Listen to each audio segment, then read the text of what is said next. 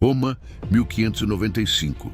Era tarde da noite quando os padres do oratório perceberam que algo estava errado. Filipe tinha passado o dia inteiro ouvindo confissões como sempre fazia.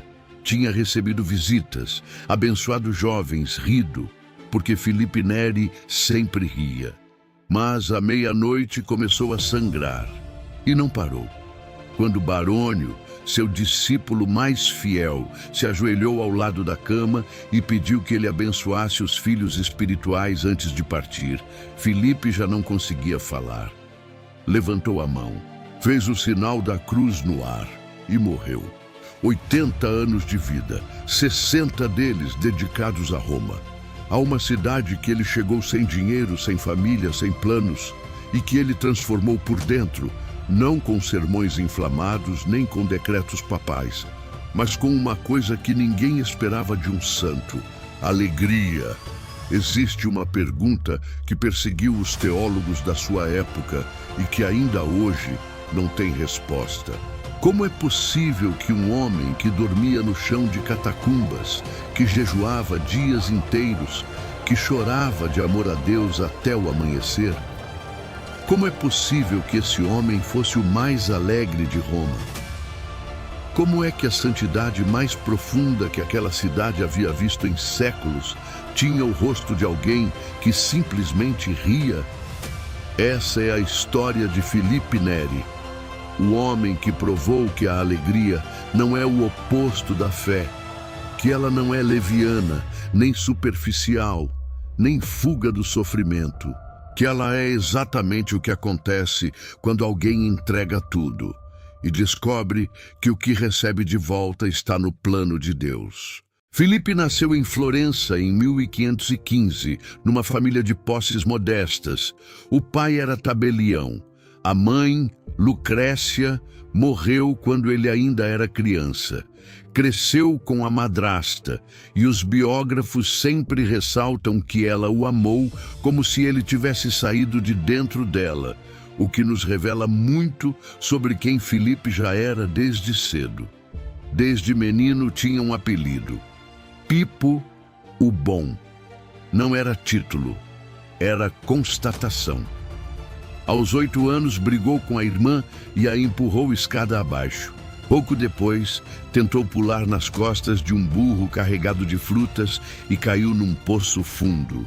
Os biógrafos contam essas histórias não para diminuí-lo, mas para mostrar que Filipe era real, era humano, não nasceu pronto, e que mesmo assim, por baixo de tudo isso, havia uma bondade natural, uma leveza, um jeito de estar com as pessoas que desarmava qualquer resistência. Aos 16 anos, o pai o mandou para San Germano, uma cidade pequena no interior do Lácio, próxima ao famoso mosteiro de Monte Cassino, aprender o ofício de comerciante com um primo rico que não tinha herdeiros. A proposta era clara: fique, aprenda o negócio, herde tudo. Para um jovem de família sem grande fortuna, era uma oportunidade extraordinária. Filipe ficou alguns anos, aprendeu, observou e percebeu que aquilo não era para ele, não era falta de capacidade, era outra coisa. Um chamado que não conseguia ignorar. Não queria ser contador de moedas ou gerente de armazém. Em 1536, com menos de 20 anos, abriu mão da herança, despediu-se do primo e partiu para Roma, sem garantias, sem plano, com a fé em Deus e a certeza de que estava indo na direção certa. Roma, em 1536, não era a cidade dourada dos cartões postais. Era uma cidade que ainda carregava as marcas do saco de Roma de 1527, quando as tropas imperiais de Carlos V haviam saqueado, violado e destruído tudo o que encontraram. A população tinha encolhido pela metade. As ruas eram sujas, as periferias miseráveis, e os peregrinos que chegavam em busca de socorro espiritual muitas vezes encontravam apenas indiferença. Filipe chegou nesse contexto. Alugou um quartinho na Via Giulia, perto do Hospital dos Incuráveis. De dia, percorria os bairros pobres, conversava com quem encontrava pela frente, levava comida quando tinha, levava presença quando não tinha. À noite, orava. Horas, às vezes a noite inteira. Por 2 anos, estudou filosofia e teologia com os agostinianos. Depois, fez algo que chocou os colegas. Vendeu todos os seus livros, distribuiu o dinheiro entre os pobres e guardou apenas 2, a Bíblia e a Suma Teológica de Santo Tomás.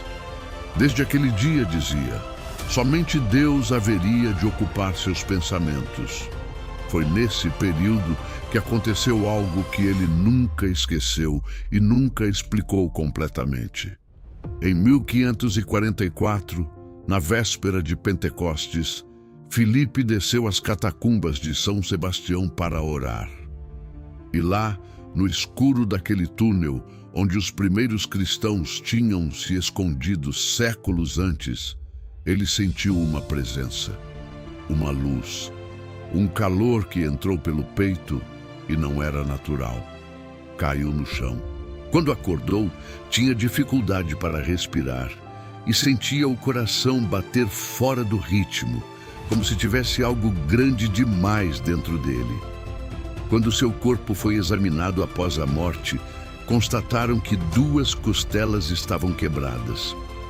Os médicos atribuíram ao coração aumentado.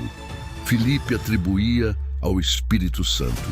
Em 1548, fundou a Confraria da Santíssima Trindade, uma irmandade de leigos dedicada a acolher os peregrinos que chegavam a Roma sem dinheiro nem teto e a cuidar dos doentes que ninguém mais queria. A obra cresceu tanto que o próprio Papa Clemente VIII vinha pessoalmente lavar os pés dos pobres atendidos ali. Era a obra de um leigo, sem título, sem cargo. Apenas Filipe e os amigos que ele havia convencido, um a fazer algo pelo próximo. Em 1551, seu confessor o convenceu a ser ordenado padre. Filipe tinha 36 anos. Mudou para a comunidade de São João dos Florentinos e passou a fazer o que faria pelo resto da vida: celebrar missa, ouvir confissões e reunir pessoas. Era um confessor diferente, não acusava, não diminuía. Ouvia com uma paciência que deixava as pessoas tão à vontade que não tinham como se fecharem. A fila na porta da sacristia de Filipe Neri era a maior de Roma. Foi em torno do confessionário que nasceu o oratório. A princípio, eram apenas reuniões informais na sacristia. Depois da confissão, os jovens ficavam, chegavam outros, e Filipe propunha: vamos ler as Escrituras juntos, vamos cantar, vamos conversar sobre os mártires, sobre a história da igreja. E eles ficavam, voltavam, traziam amigos. Entre os que se aproximaram desse círculo estava Giovanni Palestrina, o maior compositor de música sacra do século XVI, chamado pelos seus contemporâneos de Príncipe da Música. Palestrina tornou-se discípulo espiritual de Filipe, compôs motetos e hinos para as reuniões do oratório e esteve tão próximo dele que morreu nos seus braços em 1594, um ano antes da própria morte de Filipe. As peças que nasceram naquelas reuniões, narrações musicadas de cenas sagradas, dariam origem a um gênero inteiro que ainda hoje carrega o nome daqueles encontros: o oratório. Em 1575, o Papa Gregório XIII aprovou oficialmente a congregação do oratório. Filipe tinha 60 anos, a obra estava feita, mas ele não parou. O que distinguia Filipe Neri de outros santos reformadores da sua época não era a inteligência. Havia inteligências maiores. Não era o rigor. Havia santos mais austeros. Era o método. Inácio de Loyola, contemporâneo seu, construiu a Companhia de Jesus com estrutura militar, hierarquia rígida, formação sistemática. Carlos Borromeu, outro contemporâneo, reformou a Igreja de Milão com disciplina e vigor administrativo. Filipe fez o oposto. Recusou qualquer cargo que não fosse necessário, evitou estruturas pesadas e usou como instrumento de evangelização aquilo que a maioria dos religiosos da época considerava perda de tempo: a conversa, o riso, a festa, a música. Tinha um senso de humor que desconcertava os que esperavam do santo uma solenidade inabalável. Recebia visitantes ilustres de barba à metade do rosto, recém-barbeado de um lado só, para ver se conseguia fazê-los rir. Aparecia em procissão com uma roupa ridícula. Chamava os cardeais pelo apelido. Um deles, que havia chegado cheio de pompa para uma visita, saiu rindo tanto que não conseguiu explicar por quê. Mas por trás da brincadeira havia uma estratégia de santidade.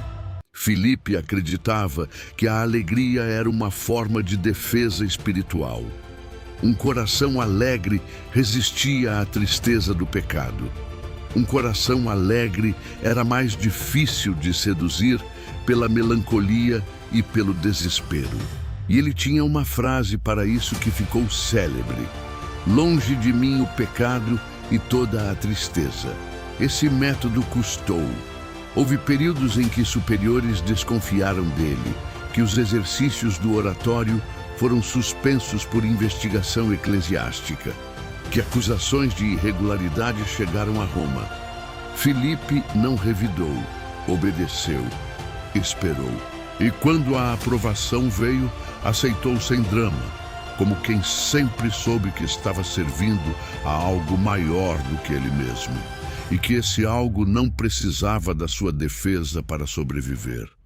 Os êxtases que aconteciam durante a missa eram outro problema.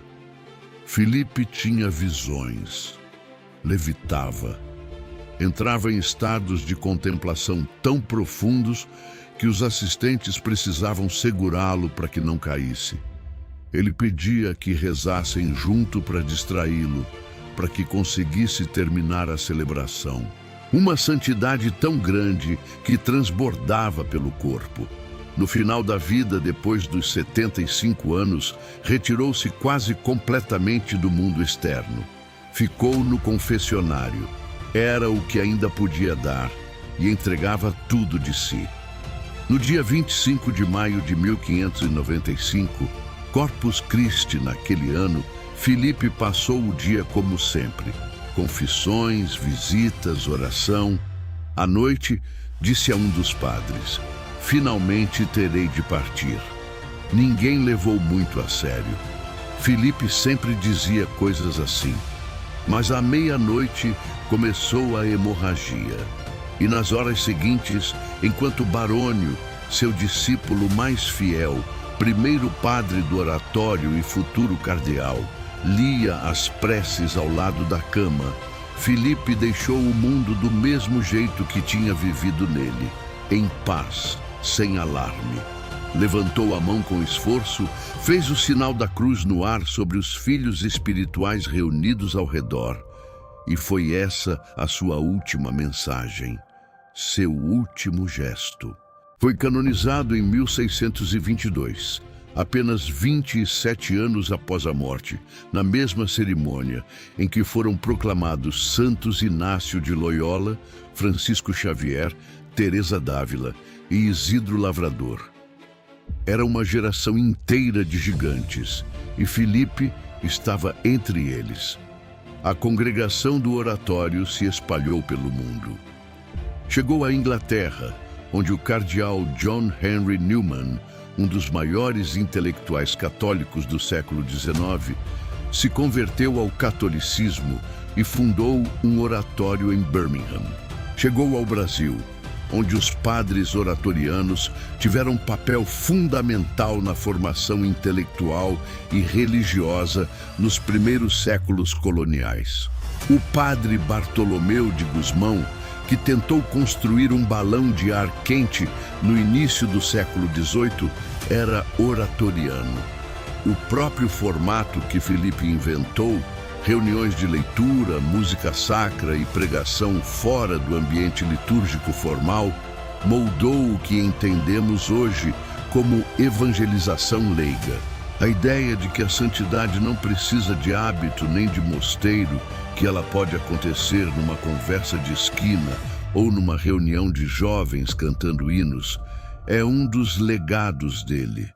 Seu corpo repousa na igreja de Santa Maria in Vallicella, em Roma, a mesma que ele ajudou a construir e que ficou conhecida como Chiesa Nuova, a Igreja Nova.